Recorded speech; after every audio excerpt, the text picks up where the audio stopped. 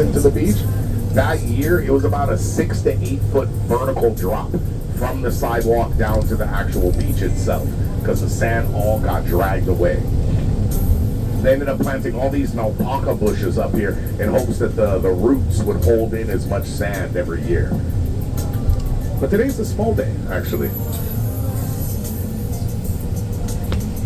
So the waves haven't fully reached here yet. We've had some movement, guys, but peak months usually about January, February. Not that we couldn't get a 20-foot swell anytime in the near future.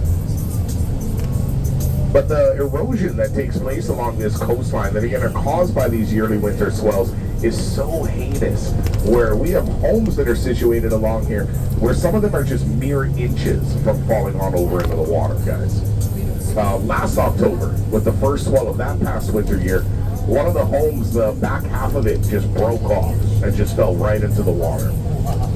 I mean, and that's the thing, like, that's not the first house that it's happened to, and it's definitely not going to be the last. But the state has already informed all these homeowners along this coastline.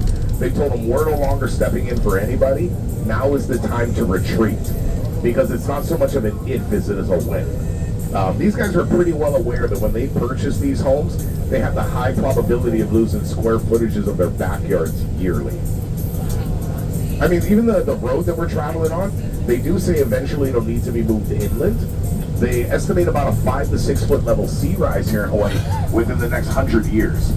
And, you know, even though none of us are going to be around for any of this, in the scheme of things, that's not really that long of a time frame, you know? But crazy to think, surfing started right here in these islands, guys. And you go all the way back to the ancient times. You know, the boards these guys would ride, 15 feet, 16 feet long, you know, over 100 pounds. They were made out of koa wood. They were called olos. But for the Hawaiian people, it wasn't known as surfing. Okay? It was known as he'enalu, which just means wave sliding. So the boards, they didn't have fins on them like modern day surfboards. So they would slide across these waves.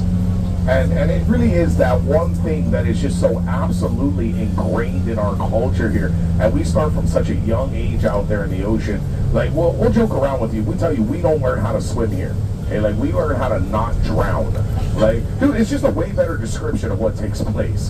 Because I'll tell you right now, I can still remember the first time that my dad took me surfing.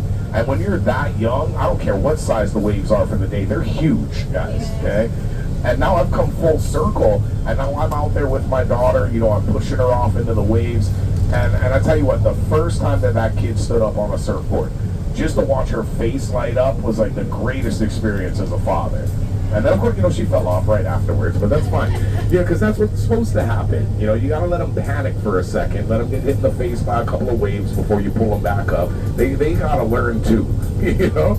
And then they become comfortable with the ocean, and they realize, you know, when you come down, you get pinned down, and you come back up, you take a big breath, because you don't know if another wave's coming.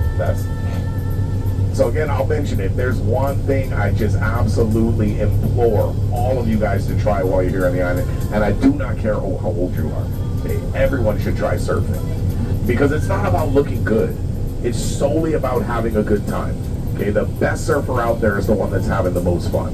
Okay? You'll see days in Waikiki where there's not a ripple in sight, but you look out to the ocean, there's still surfers in the lineup, because at that point it's more about the camaraderie. You know, you're just there to hang out with your friends, you know, talk story, just be in the water, guys. I mean, if you've never done it before, okay, yeah, maybe you want to get yourself a surf instructor, you know, have yourself a surf lesson, but those can be a little pricey. But the way you can work around that cost, because there's a number of surf shops in Waikiki, and they'll just rent you a surfboard. And I'm talking like 20 bucks for a couple of hours. And then you can take that surfboard, you go straight to the beach. You hop in that water, you paddle out.